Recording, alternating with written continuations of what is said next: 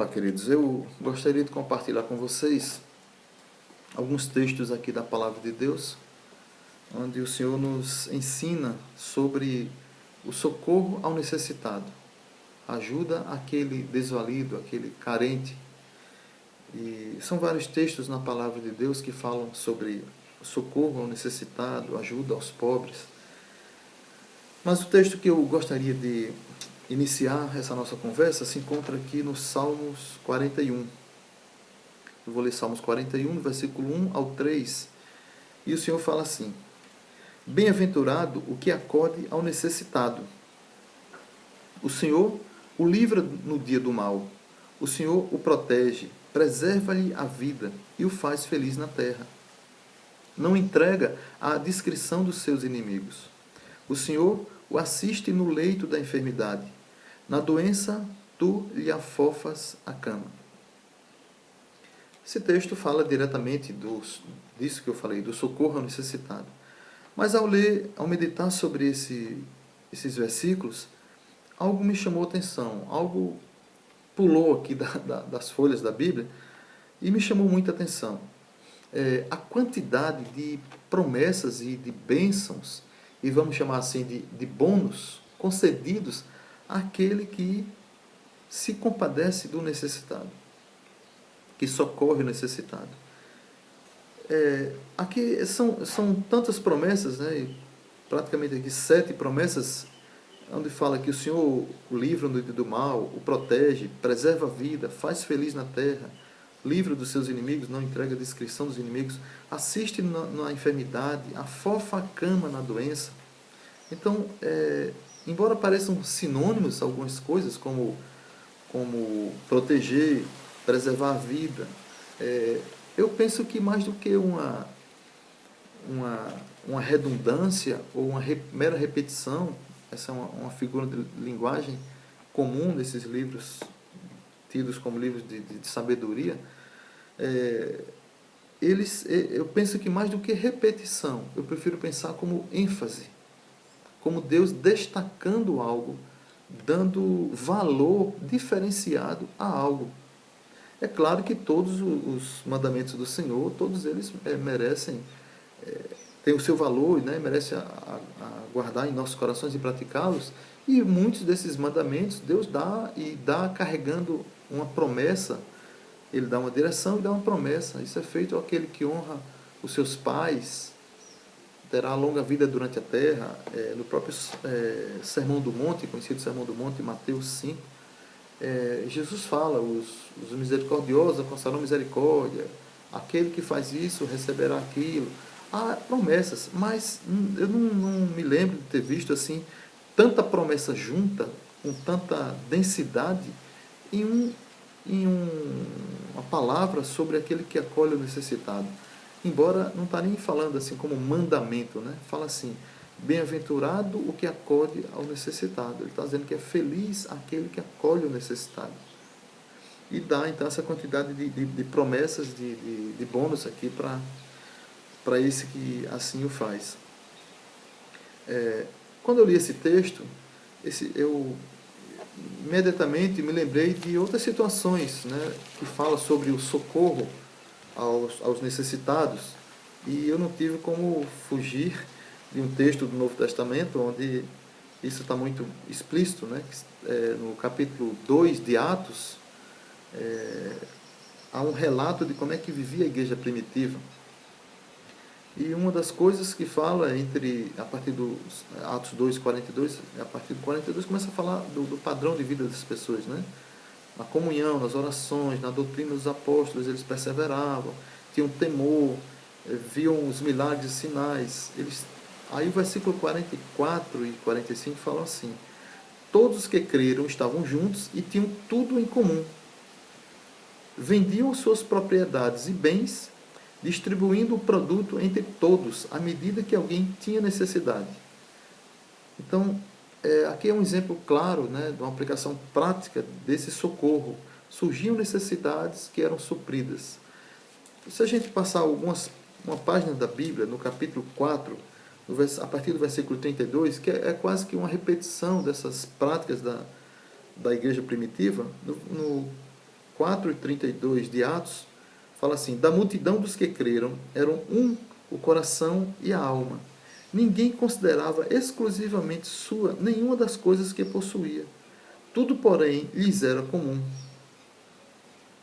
Então, o versículo 34 fala, continuando na mesma temática, fala: pois nenhum necessitado havia entre eles, porquanto os que possuíam terras ou casas, vendendo-as, traziam os valores correspondentes e depositavam aos pés dos apóstolos. Então se distribuía a qualquer um à medida que alguém tinha necessidade. Havia necessidade na igreja, mas não havia necessitados. Isso parece um paradoxo. Como é que havia necessidades sem necessitados? Se havia necessidades, é porque alguém estava passando necessidade, e esse alguém era necessitado. Mas o fato é que essas necessidades surgiam e eram supridas de imediato. Isso significa que o necessitado era suprido e não era mais necessitado porque a necessidade foi atendida. Então, essa prática aqui da igreja é uma prática que se coaduna lá com o ensino, né, dos Salmos e de toda a palavra, de socorrer o necessitado. Como é que eu vejo o meu irmão passando a necessidade e eu tendo com que socorrê-lo, não faço isso? A Bíblia fala isso em outros textos, como Tiago. E um terceiro texto aqui dessa prática está em 2 Coríntios, capítulo 8, queria compartilhar com vocês. Paulo fala aqui de uma mobilização, de um mover de Deus na vida da igreja para socorrer alguns irmãos necessitados da Judéia. No capítulo 8, versículo 1, Paulo fala, se dirigindo aos Coríntios, 2 Coríntios 8, versículo 1. Também, irmãos, os fazemos conhecer a graça de Deus concedida às igrejas da Macedônia, porque, no meio de muita prova de tribulação, manifestaram abundância de alegria, e a profunda pobreza deles superabundou em grande riqueza da sua generosidade. Esses irmãos eram pobres, eram carentes, não eram pessoas com muitas posses, eram pessoas necessitadas também, porque fala em profunda pobreza. Essa profunda pobreza deles gerou uma grande riqueza de generosidade. E o versículo 3 diz: porque eles, testemunho eu, na medida de suas posses e mesmo acima delas, se mostraram voluntários, pedindo-nos com muitos rogos a graça de participarem da assistência aos santos. E não somente fizeram como nós esperávamos, mas também deram-se a si mesmos, primeiro ao Senhor, depois a nós, pela vontade de Deus. Então esses irmãos estavam dando um exemplo para nós, preciosíssimo, daqueles que aparentemente não tinham condições de ajudar, mas que faziam acima do que podiam para socorrer aquele que estava em situação pior ainda do que eles. E é interessante Paulo falar desses rogos, né? Eles não pediram, não fizeram um mero pedido, eles insistiram, clamaram, rasgaram seu coração, insistindo com muito rogo a Paulo para não ficar de fora desse mover de Deus, dessa ajuda aos santos, aos irmãos que estavam passando necessidades maiores do que as dele. E essa é uma expressão muito bonita, muito linda, de como a verdade do Senhor penetrou no coração da igreja, no coração de pessoas que se renderam completamente, que se entregaram primeiramente ao Senhor, entenderam de forma tão perfeita isso, que se deram. E a razão disso, né, fica muito claro por que eles fizeram isso. Não foi um mero suicídio econômico, não foi para aparecer, não foi porque não estavam sem ter noção do que estavam fazendo. Uma loucura. A pessoa é pobre, necessitada e vai tirar do pouco que tem para ajudar outro. Isso não é loucura. Isso é fruto de um relacionamento profundo com Deus e fruto de uma verdade que eu vou te mostrar agora. Se você for um pouquinho adiante, você vai ver no versículo 8, fala assim: não vos falo na forma de mandamento. Isso Paulo se dirigindo aos Coríntios. Não vos falo na forma de mandamento, mas para provar pela diligência de outros a sinceridade do vosso amor. Pois conheceis a graça de nosso Senhor Jesus Cristo, que, sendo rico, se fez pobre por amor de vós, para que pela sua pobreza vos tornasseis ricos. É isso que Paulo está dizendo, que O Senhor se fez pobre, miserável, como somos. O Senhor olhou para nós e viu nossa miséria, nossa condição, e veio ao nosso socorro, se fez pobre para nos enriquecer, para nos socorrer. Aqui está a razão pela qual aqueles irmãos da Macedônia se não olharam suas condições, mas olharam o exemplo de Jesus e fizeram exatamente como Jesus se fez pobre para ajudar outro. E aqui eu creio que esse ensino do versículo 8, ele faz um sentido, é como se fosse uma peça do quebra-cabeça que dá um sentido ao todo. Quando nós olhamos para esse versículo, da atitude de Jesus, eu lembro do Salmo 41 que lemos no começo, e fala por que Deus deu tanta importância àquele que socorre, deu tanto elogio, tanta promessa e tanta bênção àquele que socorre o necessitado. Porque essa atitude expressa o amor de Deus. Isso tem a ver com esse socorro do Senhor para nós. Nós éramos miseráveis, necessitados. Deus olhou para nós e veio em nosso socorro. Então, quando nós fazemos isso com o outro, nós estamos imitando a atitude de Jesus. Mas isso só pode ser feito através de uma compreensão, de uma revelação. Isso não pode ser feito, como lembra aqui o versículo 8, não vos falo na forma de mandamento. Não dá para fazer isso através de uma ordem, de um mandamento. Vá, venda tudo que tem, dê para os pobres, faça assim, faça assado. Não vai funcionar. Tem que ter uma revelação do Senhor para que a gente tenha essa atitude que esses irmãos estão tendo aqui. É preciso, então, perceber a importância disso, que o socorrer o necessitado é imitar a Jesus, é imitar a Deus, é ter a mesma atitude que o Senhor Deus teve conosco. Por isso que aqueles irmãos pediram com tantos rogos, e por isso que nós devemos também repetir essa mesma atitude no socorro aos necessitados. Existe, então, a necessidade nossa de ponderarmos sobre a nossa condição, sobre o nosso coração e nos rendermos ao que a palavra diz.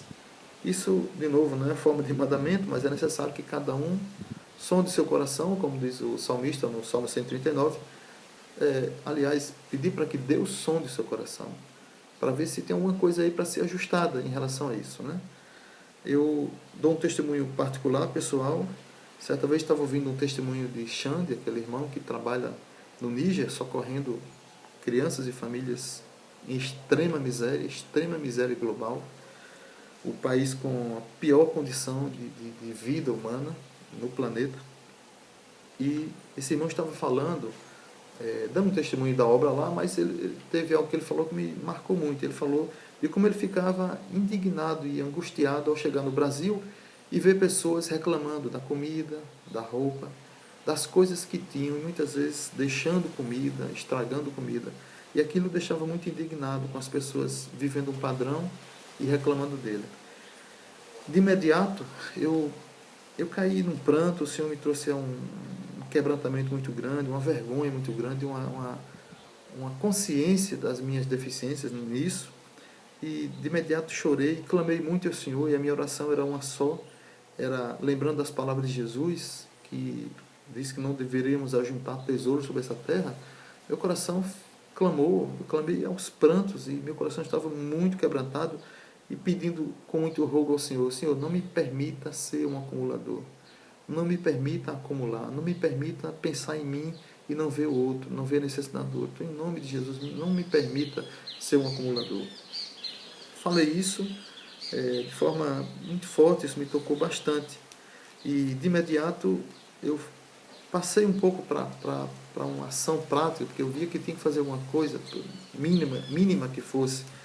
E resolvi fazer uma vasculhada nas minhas gavetas, nas minhas coisas, e descobri que tinha camisetas ali que eu não usava há muito tempo,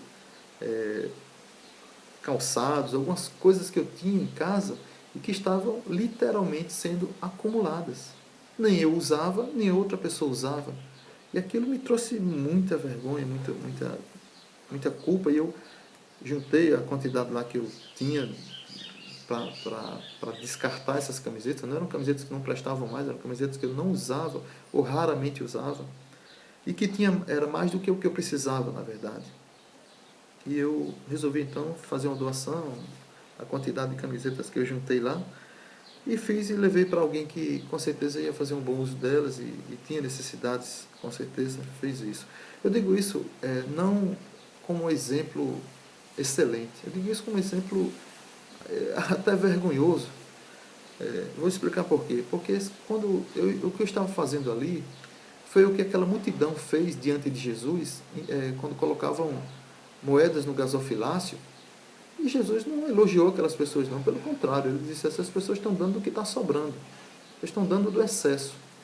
E elogiou uma mulher que deu do que não tinha, ou deu tudo que tinha. E o que eu estava fazendo ali?